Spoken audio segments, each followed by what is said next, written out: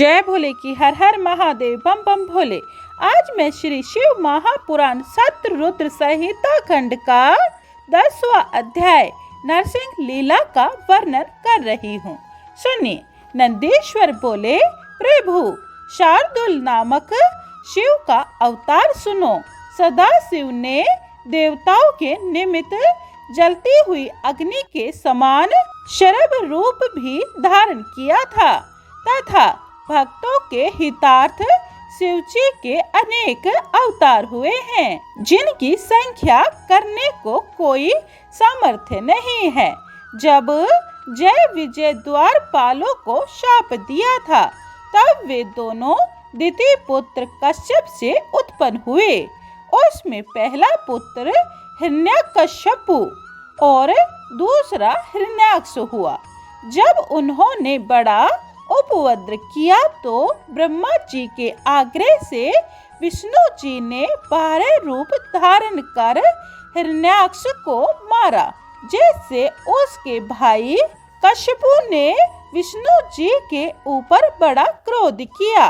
उसने 10,000 वर्ष तक घोर तप कर ब्रह्मा जी को प्रसन्न किया और ब्रह्मा जी के वर से वह अवध्य हुआ। फिर अपने शोणिता नामक नगर में जाकर तीनों लोगों को वश में कर राज्य करने लगा।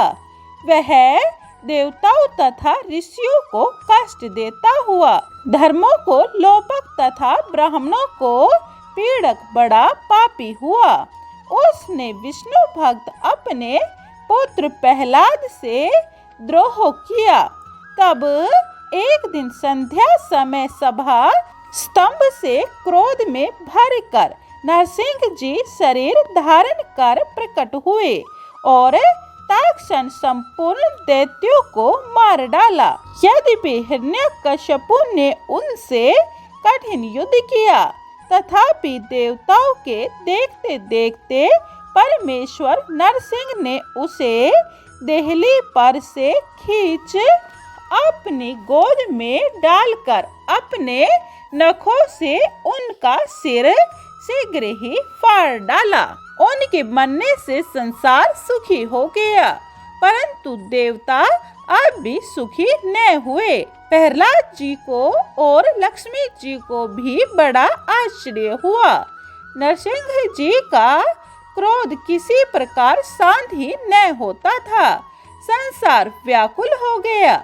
देवताओं को दुख हुआ कि अब क्या होने वाला है। उनकी शांति के लिए देवताओं ने प्रहलाद जी को उनके पास भेजा। प्रहलाद जी ने जाकर नरसिंह जी की स्तुति आरंभ की। स्तुति से प्रसन्न हो कृपा निधि नरसिंह जी ने प्रहलाद को हृदय से लगाया। उनका क्रोध कुछ शांत हुआ, परंतु अब भी उनमें पूर्णतया शांति न आई।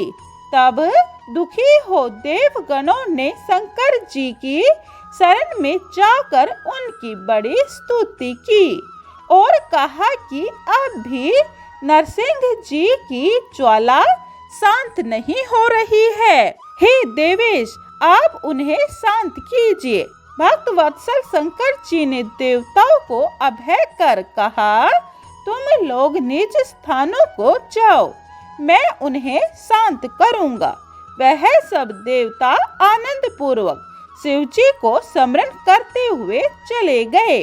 10वां अध्याय समाप्तम। जय भोले की 11वां अध्याय शरण अवतार। सुनिए। नंदीश्वर बोले, अब देवताओं से पार्थिव परमेश्वर ने नरसिंह के हरण का विचार किया। उन्होंने प्रलय कर भैरव रूप महाबली वीरभद्र को बुलाकर कहा कि भैरव, बिना समय में ही देवताओं को नरसिंह जी से इस प्रकार भय उत्पन्न हो गया है, अतः नरसिंह अग्नि को अपने भैरव रूप से यथा शीघ्र शांति से शांत करो। परंतु जब न माने तब मेरे परम भाव भैरव रूप को दिखाकर उन्हें शांत करना। इस प्रकार शिवजी की आज्ञा ले गणाध्यक्ष शांत शरीर धारण कर शीघ्र ही वहां पर जा पहुँचे जहां नरसिंह जी थे। तब जैसे पिता पुत्र से बलयुक्त बोलता है, उसी प्रकार नरसिंह जी के समझाते हुए वीरभद्र बोले, माधव, आपने संसार के सुख और स्थिति के लिए अवतार लिया है। पहले मत्स्य रूप से अपनी पूंछ में नौका बांधकर प्रलय के समुद्र में मनु जी को घुमाया था।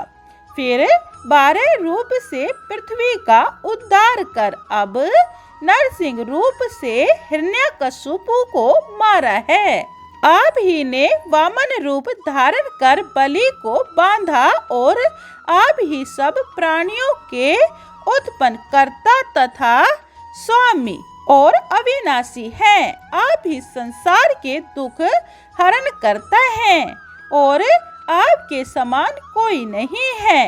आपने जिस लिए नरसिंह अवतार लिया था वह कार्य हो गया। अब आपने इस भीषण नरसिंह रूप को शांत कीजिए। तब वीरभद्र की इस बात को सुनकर नरसिंह जी ने उनसे भी अधिक क्रोध किया और पराक्रमी वीरभद्र से दांत किटकिटाते हुए महाघोर कठिन वचनों में इस प्रकार बोले, तुम यहाँ से चले जाओ, मैं इस चराचर जगत का इसी समय संहार कर दूंगा। मेरे ही अंश तथा शक्ति से ब्रह्मा और इंद्र आदि सब हुए हैं, सबका स्वामी मैं हूँ। तब विष्णु जी के इस अहंकार पूर्ण वचनों को सुनकर वीरभद्र को बड़ा क्रोध आया। उन्होंने होठ कपाते हुए विष्णु जी से कहा, क्या आप संसार के संहार शिव जी को नहीं जानते? परंतु तुम्हें यह ज्ञात होना चाहिए कि मैं तुम्हारे संहार के निमित्त ही उन रुद्र की प्रेरणा से यहाँ आया हूँ। उन्हीं की शक्ति से युक्त हो एक राक्षस को मारा है, किंतु तुम उनका तत्व न जानकर अहंकार से गरजते हो। परंतु न तुम सर्जन करता हो, न पोषण करता और न संहार करता हो। हरि, तुम उन्हीं के अधीन हो, अनेक अवतार लेते हो। अब तक भी तुम कार्य रूपधारी का जला हुआ कपाल शंकर जी की अस्थि माला में विद्यमान है, जिसे कोई धारण नहीं कर सकता। दक्ष के यज्ञ में मैंने ही तुम्हारा सिर काटा था। अब भी तुम्हारे पुत्र का 5वां सिर काटा गया है और जो अब तक नहीं जन्मा है। आदि से अंत पर्यंत सारी शक्ति शिव जी की फैली है। उसी से तुम शक्तिमान होकर चारों ओर तेज से मोहित हो रहे हो। नरसिंह, यदि तुम अपनी आत्मा को अंतर्निहित न कर लोगे तो इसी समय मुझे भैरवी रूपी क्रोध वाले शंकर का बड़ा वज्र मृत्यु के समान तुम पर पड़ेगा। 11वां अध्याय समाप्तम। जय भोले की 12वां अध्याय शरभावतार वर्णन। संत कुमार जी बोले, नंदीश्वर जी, इसके पश्चात क्या हुआ? नंदीश्वर बोले, जब वीरभद्र ने ऐसा कहा तब नरसिंह जी अत्यंत क्रोध हो उन पर झपटे। फिर तो आकाश में व्याप्त शिव जी का तेज प्रकट हो गया और वीरभद्र जी ने नरसिंह को अपनी भुजाओं में बांध इस प्रकार पकड़ लिया कि वे अत्यंत ही व्याकुल हो गए।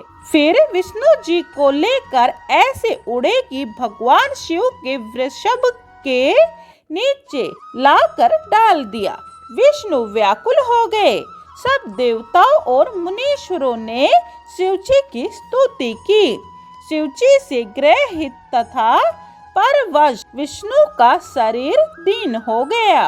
वे अंजलि बांध अपने मनोहर वचनों द्वारा शिव जी की स्तुति करने लगे। नरसिंह शिव जी से पराजित हो अशक्त हो गए।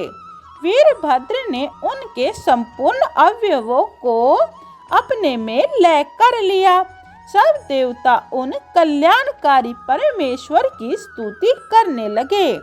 तब देवताओं के इन वचनों को सुनकर परमेश्वर उन पुरातन देवताओं और महर्षि से बोले, आप लोग घबराइए नहीं, ऐसे विष्णु की महत्ता कुछ न्यून न होगी। वह आप भी मेरे भक्तों के वरदाता और मेरे भक्तों से नमस्कृत हुआ करेंगे। ऐसा कहकर वे पक्षीराज नरसिंह जी के शरीर को लेकर पर्वत पर चले गए। तभी से भगवान शंकर नरसिंह जी के कर्मधारी हुए और अपनी मुंडमाला में उनके मुख को मिला लिया। 12वां अध्याय समाप्तम। जय भोले की। 13वां अध्याय विश्वानर को वरदान। यह आप अगली वीडियो में सुने। अगर आपको यह वीडियो पसंद आई हो तो लाइक, शेयर और सब्सक्राइब जरूर करें। कमेंट में जय भोले की लिखें। जय भोले।